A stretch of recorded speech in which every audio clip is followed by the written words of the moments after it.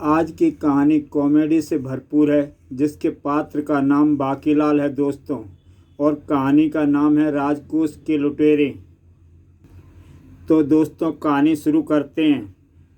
डाकू सुल्तान सिंह अपने साथियों के साथ आंधी तूफान की तरह उधमपुर के राजमहल की ओर बढ़ रहा था और उधमपुर के राजमहल पर पहुंचते डाकुओं ने सुरक्षा पर तैनात सैनिकों पर आक्रमण कर दिया। जल्दी सैनिकों को मारकर सुल्तान सिंह और उसके साथी महल में प्रविष्ट हुए और फिर कुछ ही देर में राज के कोषागार में, साथियों लूट लो सारा राजकोष, जल्दी करो, राजा के दूसरे सैनिक के आने से पहले हम निकल जाना चाहते हैं। जिस आंधी तूफान की तरह सुल्तान सिंह ने आक्रमण किया था, उसी तरह खजाना लूटकर वह चला गया। और जब घटना की खबर ऊधम सिंह के राजा उधमी सिंह को मिली तो गुस्से में आग बबूला हो उठा। क्या बकते हो महामंत्री, ऐसा कैसे हो सकता है? एक डाकू और राजमहल में अंदर घुसकर सारे राजकोष को लूट कर ले गया और हमारे सुरक्षा सैनिक कुछ न कर सके। ऊधम सिंह की विशाल सेना कुछ न कर सकी। महाराज, हमारे सैनिक ने उनका बहुत मुकाबला किया, लेकिन उन डाकुओं का आक्रमण इतना अचानक हुआ था कि। खामोश महामंत्री, आप यह जानते हैं कि महल के राजकोष का लुट जाना हमारे लिए कितने शर्म की बात है। आप सेना की टुकड़ियां लेकर अभी जाइए और उन डाकुओं का पीछा करिए। वे अभी अधिक दूर तक नहीं गए होंगे। जो आज्ञा महाराज, मैं अभी सेना को लेकर जाता हूँ। कुछ ही देर में महामंत्री बहुत से सैनिकों के साथ डाकुओं की खोज में निकला। सैनिकों, जंगल का कोना कोना छान मारो, हमें वह डाकू हर हालत में मिलना चाहिए। महामंत्री ने बहुत दौड़ धूप की, लेकिन डाकुओं का कुछ पता नहीं चला। आखिर वह निराश होकर लौट आया। क्षमा करें महाराज, हमने बहुत दूर दूर तक उन डाकुओं की खोज की, लेकिन उनका कोई सुराग नहीं मिला। ओह महामंत्री, नगर में यह घोषणा कर दो, जो कोई भी डाकुओं को पकड़वाएगा उसे 10,000 स्वर्ण मुद्राएं पुरस्कार में दी जाएंगी। और फिर अगले ही दिन पूरे राज्य में चौराहे पर यह सूचना लिखी हुई थी। 10,000 स्वर्ण मुद्राएं। इस घटना के लगभग एक माह बाद, साथियों, वो सामने हमारी मंजिल है। रूपनगर के राजा के पास बहुत भारी राजकोष है। बढ़ो आगे और लूट लो सारा राजकोष। और इससे पहले कि वहाँ सुरक्षा कर रहे सैनिक कुछ समझ पाते, मारो मारो बचाओ, डाकुओं ने उन्हें पलक झपकते ही मार गिराया। और फिर कुछ ही देर में सारा राजकोष लूटकर डाकू सुल्तान सिंह वहाँ से निकल गया। हा हा हा, सारा राजकोष अब हमारा है। दूसरे दिन ही रूपनगर में राजा रूप सिंह की ओर से डाकू को पकड़ने के लिए घोषणा की जा रही थी। नगरवासियों, डाकू सुल्तान सिंह और उसके साथियों को जो कोई जिंदा या मुर्दा बंदी बनाकर लाएगा, उसे राजा की ओर से 20,000 स्वर्ण मुद्राएं इनाम में दी जाएंगी। उधर रूपनगर में घोषणा की जा रही थी और इधर शक्तिनगर में सुल्तान सिंह आक्रमण कर रहा था। साथियों, माँ भवानी हमारे साथ है, विजय हमारी होगी। साहस से आगे बढ़ो और सारा राजकोष लूट लो। जय भवानी। कुछ ही देर में शक्तिनगर का राजकोष भी लूट चुका था और इसी तरह कुछ ही दिनों में सुल्तान सिंह आसपास के अनेक राज्यों के राजकोष लूट चुका था। राजाओं ने उससे बचने की बहुत कोशिश की, लेकिन किसी को सफलता नहीं मिली। सुल्तान सिंह का आतंक इतना बढ़ चुका था कि उसका आक्रमण देखकर सैनिक उसका मुकाबला करने के बजाय अपनी जान बचाने की कोशिश करने लगते थे। जय भवानी, जय भवानी, भागो सुल्तान आ गया। उधर विशालगढ़ के राजमहल में बाकीलाल राजा अतिथि के रूप में ठाठ के दिन गुजार रहा था। बाकीलाल को बचपन से ही शिव का ऐसा वरदान प्राप्त था कि वह किसी को नुकसान पहुंचाने के लिए कोई शरारत करता था तो उसका नुकसान होने की बजाय उल्टा लाभ हो जाता था और इससे बाकीलाल का सम्मान भी अधिक बढ़ जाता था। शिव के इस वरदान ने ही बाकीलाल को विशालगढ़ के राजा विक्रम सिंह के महल में पहुंचा दिया था। अपनी भी क्या किस्मत है, करो बुरा होगा भला, बस एक गड़बड़ हर बार हो जाती है। जिसका नुकसान करता हूँ उसे बहुत लाभ होता है और मुझे थोड़ा। लेकिन इस बार कुछ ऐसा चक्कर चलाऊंगा कि योजना की टांग भी ना टूटेगी और मैं मालामाल हो जाऊंगा। बस मौका मिलने की देर है। अभी बाकीलाल यह सोच ही रहा था कि तभी श्रीमान जी, आपको महाराज ने बुलाया है। सत्यानाश हो महाराज का, सब मज़ा खराब कर दिया। ऊंचे ऊंचे गद्दों में कितना मज़ा आ रहा था। महाराज से कहो हम अभी आते हैं। जब बाकीलाल राजा विक्रम सिंह के पास पहुंचा, आओ बाकीलाल, हम तुम्हें ही याद कर रहे थे। कहिए महाराज, आपने कैसे याद किया? मैं तो हर समय आपकी सेवा करने के लिए तैयार हूँ। अवश्य कोई गड़बड़ है, तभी तो महामंत्री, सेनापति आदि सभी यहाँ पर मौजूद हैं। लगता है यह सब मुझे किसी मुसीबत में फंसाने जा रहे हैं, बाकीलाल मन ही मन सोच रहा था। बाकीलाल, समीप हुए राज्यों में एक खूंखार डाकू सुल्तान सिंह ने भयानक तबाही मचा रखी है। वह अनेक राज्यों के राजकोष लूट चुका है। महाराज, आप बिल्कुल भी चिंता न करें। बाकीलाल को होते हुए हमारे राज्य में कदम भी नहीं रख सकेगा। यूँ तो बाकीलाल जी, हमने अपने राजकोष को बहुत सुरक्षित कर दिया है, लेकिन फिर भी हम चाहते हैं कि आप कुछ ऐसा उपाय करें जिससे राजकोष बिल्कुल सुरक्षित रहे। वह सब तो ठीक है, लेकिन मैं एक बार अपनी आंखों से सुरक्षा व्यवस्था देखना चाहता हूँ। ठीक है, तुम अभी हमारे साथ चलकर उस सुरक्षा व्यवस्था को देख सकते हो। हम महामंत्री और सेनापति के साथ वहीं चल रहे हैं। और फिर बाकीलाल राजा विक्रम सिंह महामंत्री और सेनापति के साथ राजकोष की सुरक्षा व्यवस्था देखने चल दिया। एक लंबा गलियारा पार करने के बाद सब एक विशाल कक्ष में पहुंचे। विशाल कक्ष में पहुंचकर महामंत्री ने अंदर से दरवाज़ा बंद किया और फिर एक दूसरे दरवाजे को खटखटाया। अगले ही पल, अरे यह क्या? कमरे का फर्श तो नीचे की ओर धंस रहा है। बहुत अच्छा। फर्श के हटने के बाद विशाल कक्ष का दरवाज़ा अपने आप खुल गया। उस दरवाजे में प्रवेश कर एक लंबे गलियारे को पार करते हुए सब विशाल लोहे के दरवाजे पर पहुंचे। अरे, यह तो बिल्कुल तिलस्मी कहानियों की महल की तरह बना है। यह दरवाज़ा कैसे खुलेगा महामंत्री जी? मेरे पाँव के नीचे देखिए महाराज। फर्श के इस टुकड़े को पाँव से नीचे बार दबाने से यह लोहे का दरवाज़ा स्वयं खुल जाएगा। फर्श के टुकड़े को दबाते ही लोहे का दरवाज़ा खुलता चला गया। ओह, सचमुच बहुत सुरक्षित रखा है खजाना, लेकिन चिंता मत करो, सब हल्का कर दूंगा। दरवाजे को पार करके जब वे सब अंदर पहुंचे, महाराज, इस तालाब को उस पार विशाल कक्ष में राजकोष रखा है और सामने हमारे विशेष सैनिक पहरा दे रहे हैं। लेकिन इस तालाब को पार करके विशाल कक्ष में राजकोष को लूट सकते हैं लुटेरे? नहीं महाराज, यह संभव नहीं होगा। यह तालाब बहुत गहरा है और फिर इन मांसभक्षी मगरमच्छों को मारकर उस पार पहुंचना बहुत कठिन है। और उस पार पहुंचने से पहले हमारे सैनिक विषैले बाणों से डाकुओं को मारकर बीच में ही डुबो देंगे। लेकिन हम अगर उस विशाल कक्ष में जाना चाहें तो कैसे जा सकते हैं? हम लोग बहुत आसानी से जा सकते हैं। देखिए, यहाँ पर बहुत सी रंग बिरंगी कीलें लगी हैं। इनमें से यह कील घुमाने से इस तालाब पर पुल बन जाएगा और फिर उस पुल पर चढ़कर सब विशाल कक्ष के दरवाजे तक पहुँच गए। महामंत्री ने वहाँ पहरा दे रहे एक सैनिक से कहा, सैनिक, दरवाजे का ताला खोल दो। और जैसे ही विशाल कक्ष का दरवाज़ा खुला, बाकीलाल जल्दी से अंदर जाने लगा। ठहरिए बाकीलाल जी, दरवाज़ा खुला होने पर भी आप कक्ष में प्रवेश नहीं कर सकते। वह क्यों? दरवाज़ा खुला होने पर तो कोई भी मज़े से घूमता हुआ अंदर जा सकता है। नहीं, ऐसा संभव नहीं। और फिर महामंत्री ने एक सैनिक से भाला खुले दरवाजे से अंदर की ओर फेंका। भाला अभी हवा में ही था कि आग की लपटें उसकी ओर बढ़ी। बाल बच गया, नहीं तो अभी राम नाम सत्य हो जाता और कुछ ही पलों में भाला जलकर भस्म हो गया। और फिर दरवाजे पर लगी एक कील को घुमाकर महामंत्री ने विशाल कक्ष में प्रवेश किया। अंदर जाते ही पूरा कक्ष रोशनी से चमक उठा। महाराज, यह सब सुरक्षा का व्यवस्था हमारे राजगुरु सिद्धनाथ ने अपनी तिलस्मी विद्या से की है। सचमुच यहाँ तो हमारा राजकोष पूरी तरह सुरक्षित रहेगा।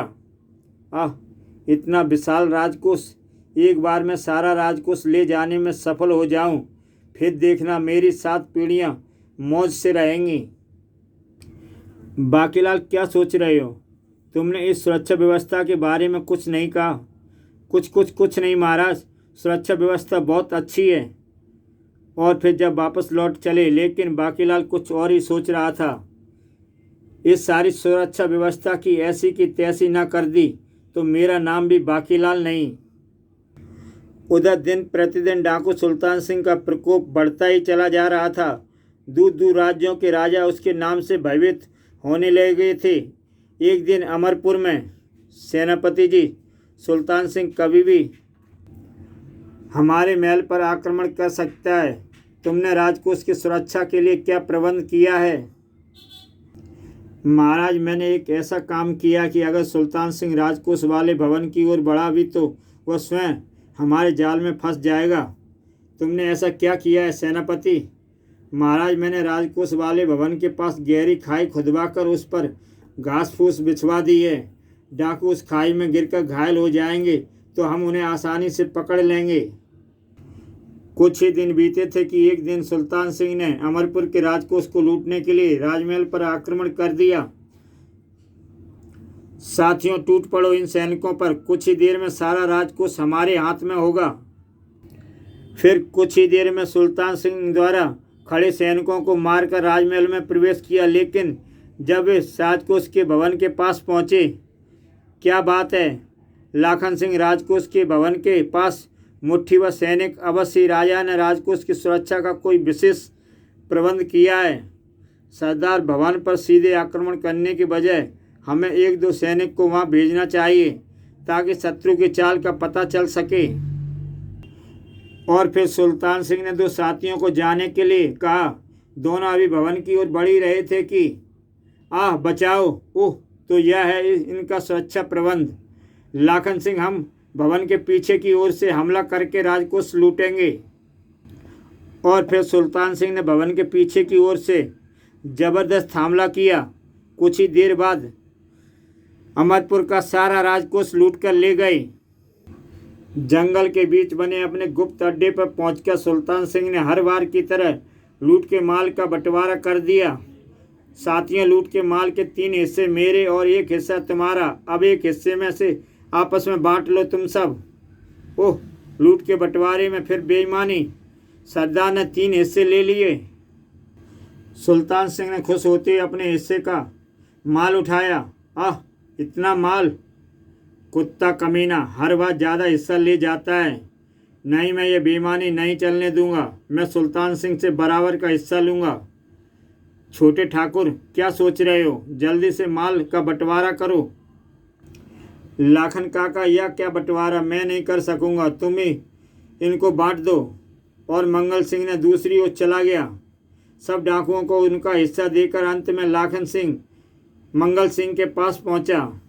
यह लो छोटे ठाकुर, यह रहा तुम्हारे हिस्से का माल, उधर रख दो काका। क्या बात है छोटे ठाकुर, सब लोग तो लूट के हिस्से को लेते समय बहुत खुश होते हैं और एक तुम हो कि तुम्हें कोई खुशी नहीं होती। काका, खुशी तो मुझे भी होती, लेकिन यह लूट का हिस्सा नहीं है, मेरी तरफ फेंका हुआ भीख का एक टुकड़ा है। मैं तुम्हारी बात नहीं समझा छोटे ठाकुर। लाखन काका, हिस्से का मतलब सब साथियों में बराबर होता है, लेकिन बेईमानी से दिया गया हिस्सा भीख का टुकड़ा होता है। ओह, अब मैं तुम्हारी बात समझा। तुम ठीक कहते हो छोटे ठाकुर, लेकिन यह बात दूसरे किसी साथी के सामने नहीं कहना, वरना अगर उसने सरदार से कह दिया तो सरदार तुम्हें बागी कहकर मौत के घाट उतार देगा। मुझे मौत का भय मत दिखाओ लाखन काका, अपने अधिकार के लिए मैं मौत से भी टकरा जाऊंगा। वाह छोटे ठाकुर, सचमुच तुम बहुत बहादुर हो। अब वह वक्त आ गया है कि तुम्हें वह राज की बात बता दूं जो मैंने बरसों से छिपा कर रखी है। राज की बात? काका, कौन सी बात तुमने छिपा कर रखी है? यह उस समय की बात है जब तुम्हारे पिता ठाकुर संग्राम सिंह दल के सरदार हुआ करते थे। एक दिन हम मणिकपुर में लूटपाट कर रहे थे कि राजा सैनिकों ने हमें घेर लिया और बहुत भयानक युद्ध हुआ। उस दिन हमारे बहुत से साथी मारे गए और फिर हम सरदार के साथ उस जगह से भागना पड़ा। सुल्तान सिंह भी हमारे साथ था। हम एक जंगल में सुरक्षित पहुंच गए, लेकिन दल का सरदार बनने के लालच में सुल्तान सिंह ने संग्राम सिंह की हत्या कर दी। सुल्तान सिंह धोखा, अब मैं सरदार बनूंगा। और सुल्तान सिंह ने तलवार संग्राम सिंह की पीठ में दे मारी और इस तरह सुल्तान सिंह दल का सरदार बन गया। ओह, तो मेरे पिता का हत्यारा यह सुल्तान सिंह है। सुल्तान, मैं तुझे जिंदा नहीं छोड़ूंगा, कभी नहीं। ठहरो छोटे ठाकुर, सुल्तान सिंह को मारने का समय अभी नहीं आया है। इसके लिए तुम्हें प्रतीक्षा करनी होगी। नहीं, मैं एक दिन भी प्रतीक्षा नहीं कर सकता। बुद्धि से काम लो छोटे ठाकुर, अभी दल के लोगों को अपने साथ मिलाना है। बंटवारे के नाम पर हम लोगों से सुल्तान सिंह के खिलाफ कर सकते हैं। ठीक है, लेकिन सुल्तान सिंह का अधिक दिन जीवित रहना मैं बर्दाश्त नहीं कर सकता। तुम्हें अधिक दिन प्रतीक्षा नहीं करनी पड़ेगी। उधर दौलतपुर के राजा धनराज सिंह डाकू सुल्तान सिंह से बेहद भयभीत थे। महाराज, आप बिल्कुल भी चिंता न करें, मैंने राजकोष की सुरक्षा का ऐसा प्रबंध किया है, सुल्तान सिंह कभी उसकी परछाई भी नहीं छू सकता। नहीं, हमें अब किसी पर विश्वास नहीं होता। उसने अनेक राज्यों के राजकोषों को चुटकी बजाते ही लूट लिया है। महाराज, मैं पूरी सेना को राजकोष की सुरक्षा पर लगा देता हूँ। नहीं, तब भी शायद हम राजकोष की रक्षा न कर पाएंगे। और कुछ सोचकर राजा धनराज सिंह ने कहा, महामंत्री जी, हमने सुना है कि विशालगढ़ के राजा विक्रम सिंह ने अपने राजकोष को बहुत सुरक्षित ढंग से रखा है। हाँ महाराज, हमारे गुप्तचरों ने ऐसी सूचना दी है और अभी तक सुल्तान सिंह ने विशालगढ़ में राजकोष को लूटने की कोशिश भी नहीं की। शायद वह भी उस राजकोष को लूटने में से डरता है। महामंत्री जी, मैं सोचता हूँ हम भी अपने राजकोष की बहुमूल्य वस्तुएं, हीरे जवाहरात उनके राजकोष में रख दें। राजा विक्रम सिंह हमारे अच्छे मित्र हैं। आप ठीक सोच रहे हैं महाराज, हमें ऐसा ही करना चाहिए। तो ठीक है, आज ही हम राजकोष को बहुमूल्य वस्तुएं विशालगढ़ भेजने का प्रबंध करो, लेकिन यह सब काम बहुत होशियारी से होना चाहिए। महाराज, मैं अभी वस्तुएं ऐसे गुप्त ढंग से विशालगढ़ भेजूंगा कि किसी को कानो कान खबर नहीं होगी। और फिर तीर्थ यात्रियों के रूप में सैनिकों का एक दल बहुमूल्य वस्तुओं को लेकर विशालगढ़ की ओर रवाना हो गया। और फिर देखते ही देखते अन्य निकटवर्ती राज्य भी अपने गुप्त रूप से अपना राजकोष विशालगढ़ भेज दिया। राजा विक्रम सिंह अपने दरबार में बैठे थे कि नरसिंहपुर का एक सैनिक उनके सामने पहुंचा। महाराज की जय हो। नरसिंहपुर के राजा ने रंजन सिंह ने अपने राजकोष सुरक्षित रखने के लिए भेजा है। महामंत्री धर्म सिंह, नरसिंहपुर के राजकोष को अपने राजकोष के साथ सुरक्षित रखवा दो। जो आज्ञा महाराज। और नरसिंहपुर का राजकोष भी विशालगढ़ के राजकोष के साथ रखवा दिया गया। एक दिन महामंत्री अनेक राज्यों के राजकोष विशालगढ़ में पहुंच चुके हैं। अब इन राजकोषों को सुरक्षित रखना हमारी प्रतिष्ठा का प्रश्न बन गया है। महाराज, आप बिल्कुल चिंता न करें, हमारा सारा राजकोष पूरी तरह सुरक्षित है। कोई चिड़िया भी वहाँ पंख नहीं मार सकती। चिंता मत करो, एक बार जरा सा मौका लगने दो, सारा बोझ हल्का कर दूंगा। बाकीलाल की शैतान खोपड़ी कुछ और ही सोच रही थी और इस बात से बेखबर एक दिन डाकू सुल्तान सिंह ने राजकोष लूटने के लिए नरसिंहपुर की ओर कूच किया। सुना है नरसिंहपुर के पास हीरे जवाहरात के बेशकीमती राजकोष हैं। हाँ सरदार, यह भी सुना है कि उसने पास बहुत अधिक सैनिक भी नहीं हैं। फिर तो यह सारा राजकोष बहुत आसानी से हमारे हाथ में आ जाएगा। हा हा हा कुत्ता फिर सारे लूट के माल के 3 हिस्से अपने पास रख लेगा। नरसिंहपुर में राजकोष भवन के पास पहुंचते सुल्तान सिंह ने हमला बोल दिया। इन थोड़े से सैनिकों को तो पलक झपकते ही मौत के घाट उतारकर मैं सारा राजकोष लूट लूँगा। जय भवानी। लेकिन जब डाकुओं ने उन सैनिकों को मारना शुरू किया तो हमें मत मारो, हम हथियार डाल देते हैं, हम दरवाज़ा खोल देते हैं, आप सब कुछ ले जाएं। सैनिकों ने भवन के दरवाजे खोल दिए और सुल्तान सिंह धड़धड़ाता हुआ भीतर प्रविष्ट हुआ। लेकिन जब उसे थोड़ी सी भी स्वर्ण मुद्राएं के अलावा कुछ भी नहीं मिला तो वह आग बबूला हो उठा। लाखन सिंह से, यहाँ तो कुछ भी नहीं है, सारा राजकोष कहाँ गया? लगता है राजा ने राजकोष को कहीं छिपा दिया है।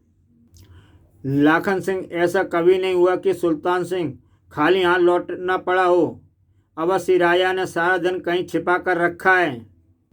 घेर लो साथियों इन सैनिकों को और इनसे पूछो राजा ने सारा राजकोष कहाँ छिपाया है। सरदार, हमें मत मारो, हमें छोड़ दो। महाराज ने सारा राजकोष विशालगढ़ में सुरक्षित रखा है। विशालगढ़? हाँ सरदार, हमारे राजा ने ही नहीं बल्कि दूसरे सभी राजाओं ने भी अपना राजकोष विशालगढ़ में सुरक्षित रख छोड़ा है। वापस चलो साथियों। सभी डाकू वापस लौट पड़े। उस दिन सुल्तान सिंह ने अपने साथियों से कहा, साथियों, आज हमें पहली बार असफलता का मुंह देखना पड़ा है, लेकिन अब हमें एक बहुत बड़ी सफलता भी हाथ लगेगी। हम कुछ ही दिनों में विशालगढ़ पर आक्रमण करके एक साथ बहुत से राज्यों का राजकोष लूट लेंगे, लेकिन मैं तुम्हें उस राजकोष को नहीं लेने दूंगा। लेकिन सरदार, हमें विशालगढ़ के राजमहल पर आक्रमण करने से पहले वहाँ की सुरक्षा व्यवस्था की जानकारी अवश्य लेनी चाहिए, क्योंकि जब वहाँ बहुत से राज्यों का राजकोष रखा गया है तो अवश्य उसकी सुरक्षा की बहुत मजबूत व्यवस्था की गई होगी। लाखन ठीक कहते हैं सरदार।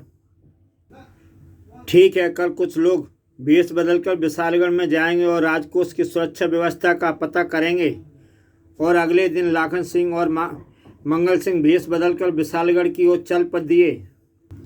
उधर विशालगढ़ के राजमहल में राजा विक्रम सिंह गहरी चिंता में डूबे थे। आधी रात बीत चुकी है, लेकिन विक्रम सिंह की नींद नहीं आ रही थी। निसंदेह महामंत्री ने राजकोष की सुरक्षा की है, लेकिन फिर भी किसी दिन सुल्तान सिंह किसी तरह हमारे राजकोष को लूट ले जाने में सफल हो गया तो मैं उन राजाओं का धन कैसे लौटाऊंगा? विशालगढ़ की एक ईंट भी बेच दूंगा तो मैं उसका राजकोष नहीं लौटा पाऊंगा। मुझे इस राजकोष की अतिरिक्त सुरक्षा व्यवस्था करनी होगी। कल सुबह ही महामंत्री से अधिक सुरक्षा व्यवस्था करने के लिए कहूँगा। और अगले दिन सुबह होती राजा विक्रम सिंह ने महामंत्री धर्म सिंह से कहा, महामंत्री, हम चाहते हैं कि विशालगढ़ और दूसरे राज्यों के राजकोष की अधिक सुरक्षा करने के लिए राजमहल में जगह जगह घंटियां लगा दी जाएं, ताकि खतरा होने पर उन घंटियों के बजते ही विशालगढ़ की पूरी सेना सतर्क होकर उन डाकुओं पर टूट पड़े। और बाकीलाल, तुम समय समय पर जाकर राजकोष की व्यवस्था देखा करोगे, ताकि कोई भी गड़बड़ होने पर खतरे की घंटियां बजाकर सेनापति को सूचना दे सको। आप चिंता न करें, मैं एक एक पैर के बाद राजकोष में जाकर देखता रहूँगा। राजा विक्रम सिंह के पास से वापस लौटते ही बाकीलाल उस राजकोष को उड़ा लेने की योजना बनाकर मन ही मन खुश हो रहा था। उधर लाखन सिंह और मंगल सिंह ने लौटकर विशालगढ़ में राजकोष के बारे में सुल्तान सिंह को बताया। सरदार, उस राजकोष के बारे में राजा विक्रम सिंह के अलावा महामंत्री, सेनापति और एक विशेष व्यक्ति बाकीलाल ही जानते, जो इस समय विशालगढ़ के अतिथि गृह में रह रहे हैं। बाकीलाल?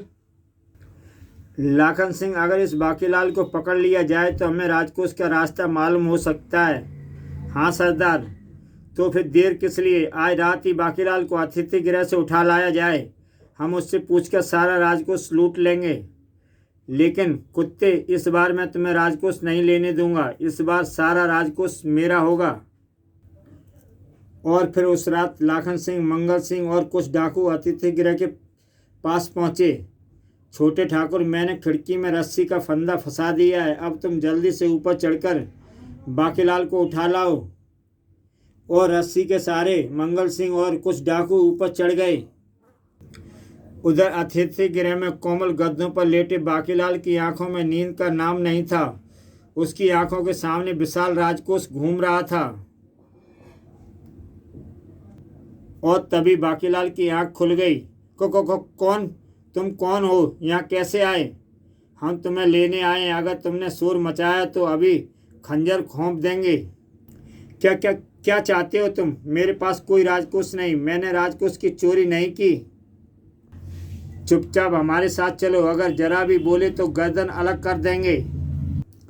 और फिर रस्सी के सहारे नीचे उतरकर डाकू बाकीलाल को जंगल में ले गए।